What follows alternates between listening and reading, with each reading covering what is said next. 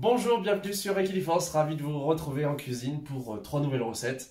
Des recettes véganes, donc il n'y aura pas de produits laitiers, pas de produits d'origine animale, mais vous allez voir, ça va être du gourmand comme d'habitude, du vite prêt et du facile. Je vous annonce donc qu'on va manger une pizza au saumon, oui, vegan, avec ensuite du chou-fleur en velouté avec des petits dés de pancetta, vegan également. Et puis en dessert, je vais fabriquer des petits sablés parce que ça fait un petit moment que j'en ai pas fait sur la chaîne. Et donc ça permettra de disséminer la gourmandise tout au long des jours qui viennent parce que j'aime bien l'idée des desserts qui se gardent comme ça et qui peuvent même s'offrir. Je précise aussi que je tourne donc cette vidéo par saison un peu froide, donc elles s'inscrivent dans la saison hivernale mais aussi un peu dans l'esprit des fêtes. On a envie de se faire plaisir avec des produits un petit peu parfois plus chers que d'habitude. Alors pour la première recette, je vais utiliser du saumon de la marque Ocean Kiss, saumon en imitation, c'est du végétal. Alors qu'est-ce qu'il y a dedans? Je vous l'ai déjà présenté. Il y a des protéines de pois, des extraits d'algues marines. Donc a priori, il n'y a pas, à part les épaississants, donc il n'y a pas de soja. Je sais que vous êtes de temps en temps prêt à m'en proposer des recettes ou à m'en demander plutôt des recettes sans soja. Ça sera le cas. J'utilise une pâte à pizza du commerce en vérifiant qu'il n'y ait pas d'œufs ou de produits laitiers. C'est le cas, mais on peut la faire soi-même. La recette est déjà sur la chaîne. Ensuite, je vous présente les courses que j'ai faites donc, pour compléter cette pizza. Il y a du tartare en version végétale maintenant. Qui est très bon, il est ail et fines herbes, en termes de goût, de texture, c'est mousseux, c'est agréable. Donc voilà, on va faire une tarte dans l'esprit nordique, mais sans saumon. Pourquoi pas de saumon? Parce que aussi le saumon, c'est souvent quand même, pour avoir vu des reportages sur l'élevage des saumons en Norvège notamment, c'est pas terrible. Ils sont souvent entassés dans des grands enclos, on va dire, où on leur jette de la farine de poisson. C'est un plat de fête, certes, mais qui en termes de qualité reste un petit peu à étudier. Et puis surtout, il peut y avoir des métaux lourds. Enfin bref, ça se comprend. C'est maintenant dans les habitudes d'en manger. Mais voilà, moi j'aime bien tester les alternatives, vous le savez. Et donc ça sera le cas pour cette recette. Pour mon velouté de chou-fleur que je vais faire avec du chou-fleur à la vapeur, je vais ajouter ces petits cubes de pancetta. Alors c'est comme des lardons mais en version vegan. Alors là je crois qu'il y a du soja, oui, il y a du gluten de blé. Donc c'est ça qui va permettre d'avoir une préparation à 24 grammes de protéines pour 100 grammes. La composition honnêtement des ingrédients est assez limitée, donc tant mieux. Ça nous permet de faire un petit repas à la fois équilibré, je l'espère, et puis vraiment gourmand. Et puis pour équilibrer aussi les dépenses, parce que évidemment tout ça, ça coûte un petit peu plus cher que d'habitude, on utilise des produits de saison qui peuvent être locaux et pas chers. Donc là, un chou-fleur, typiquement, c'est le cas. Il y a une bonne, je dirais, masse, 1 kg à peu près, et il va aller à la vapeur. C'est parti. Dans mon Moulinex Cookéo, je mets un verre d'eau dans ce panier vapeur. L'eau va passer dessous et cuire de façon très diététique les choux-fleurs en préservant quand même aussi les minéraux. J'ai détaillé mon chou-fleur en fleurettes. On va le mettre en cuisson sous pression pendant 11 minutes environ. Et puis si vous n'avez pas de Cookéo ou d'appareil comme ça qui cuit sous pression, je vous conseille d'en acheter un. Ça va être la période des fêtes et moi celui-ci je l'ai acheté d'occasion, 80 € environ au lieu de 200 ou 250 en magasin.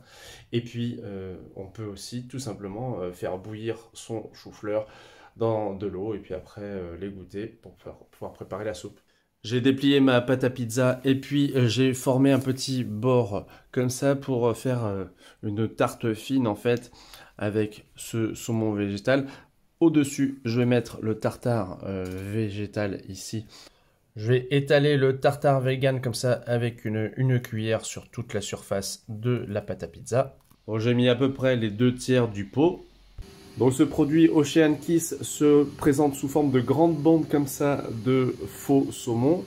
Et ça sera parfait pour mettre sur cette pizza qui est rectangulaire. Je pense que 3 bandes vont suffire. Et la quatrième, je pourrais me la garder par exemple pour des pâtes au saumon. Voilà, ma pizza est prête, on va l'enfourner à 180 degrés pendant environ 15 minutes, voire 20 si nécessaire. Et ça va me permettre de faire maintenant mes petits biscuits. Passons au dessert avec des sablés vegan, très facile à faire. Prenez une base de farine à laquelle vous rajoutez de la margarine ou de l'huile. Et après, il faut remplacer l'œuf. Pour cela, rien de plus simple. Moi, j'utilise de la compote. Ça peut être de la compote maison ou ici la compote toute prête, pomme abricot. Et je vais ajouter donc les différents ingrédients que je vous montre tout de suite. Donc on a ici 200 g de farine de blé bio. Je vais rajouter un petit peu de poudre à lever, l'équivalent d'une cuillère à café. Donc la compote dont je vous parlais. Ici c'est de la margarine, là c'est marque Plantafin sans huile de palme. Je vais en mettre donc 100 g. Et puis ici on a de la poudre d'amande pour donner un goût vraiment agréable à ces petits sablés. On aura 50 g de poudre d'amande et 50 g de petits raisins secs, mais on peut mettre ce qu'on veut, hein, des noix, des pépites de chocolat. Ça va être très facile à faire au robot. Donc je commence par mettre un petit peu de farine ici. Je vais ajouter la poudre à lever. Alors je vous dis une cuillère à café, voilà, moi je le fais au pifomètre, tac, comme ça. Et puis j'ajoute tout de suite la margarine. On peut le faire à la main aussi, hein, ça pose pas de souci. Tac. Je mets la poudre d'amande, les petits raisins, ça sera pour plus tard. Allez, un peu d'extrait de vanille en poudre. Tac. Et c'est parti.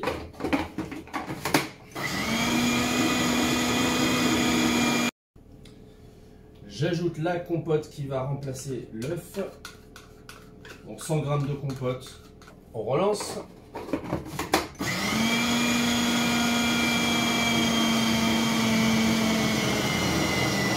Et déjà, on entend que le bruit est différent, que ça commence à s'agglomérer à l'intérieur. Le principe du pâte sablé, c'est qu'on n'en fait pas trop pour pas perdre la texture voilà, un peu granuleuse qu'on attend. Voilà. Ma petite pâte sablée se prépare. Là, je vais utiliser une petite cuillère à glace pour avoir une mesure de la quantité que je veux. Ensuite, eh ben, on peut étaler comme ça avec la cuillère ou avec les petits doigts pour former des petits sablés à la taille souhaitée. J'incorpore quelques petits raisins, il ne reste plus qu'à recommencer ensuite. Voilà, hein, c'est vraiment très simple à réaliser, ça me rappelle mon enfance, même quand je faisais ça avec ma maman. On va se régaler. Allez, c'est l'heure de la soupe. J'ai donc fait cuire à la vapeur et ensuite nettoyer mon cookéo. Je remets dedans les petits choux-fleurs. Je vais rajouter de la crème végétale, crème de soja, mais si vous voulez pas de soja, il y a aussi de la crème de riz, de la crème d'avoine, de la crème d'amande. Ça sera parfait. J'ajoute un demi-litre d'eau bouillante, histoire de légèrement recouvrir mes choux-fleurs. Et je vais laisser mijoter pendant 5 minutes. Et pendant ce temps, mes petits cubes végétaux façon lardon pancetta, je les fais revenir dans de l'huile d'olive. Allez, je fais tourner un petit peu pour que ça cuise bien. Ça sent bon en tout cas. Hein. Allez, un petit coup de mixeur plongeant dans la soupe. Ouais, il y a quelques projections, attention. Waouh! J'ai obtenu une texture vraiment très veloutée comme je le souhaitais, ça me convient. Il ne reste plus qu'à dresser l'assiette avec la soupe et quelques petits lardons végétaux, un petit trait d'huile d'olive pour finir. Et voilà le résultat. Allez, on va voir ce qu'ont donné les petits sablés. Oh, qui sont mignons, ils sont dorés. Ah, les petits raisins ont peut-être un petit peu trop cramé. Ça, j'avais oublié que c'était un peu le cas quand effectivement on les met pile à la surface comme ça.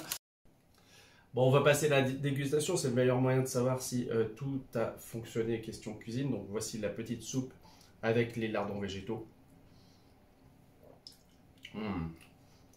Ah ouais, on a vraiment le goût tout de suite du chou-fleur qui est au cœur de la recette. Il n'y a pas de pommes de terre.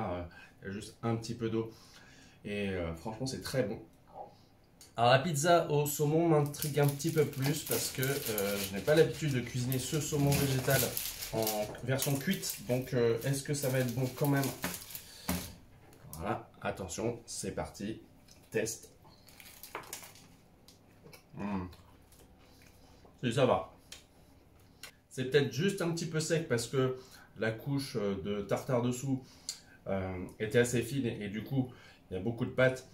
Mais ça reste une tarte fine, c'est un peu ce que je souhaitais, donc ça va. Tiens, on va mettre un petit peu de filet de citron dessus.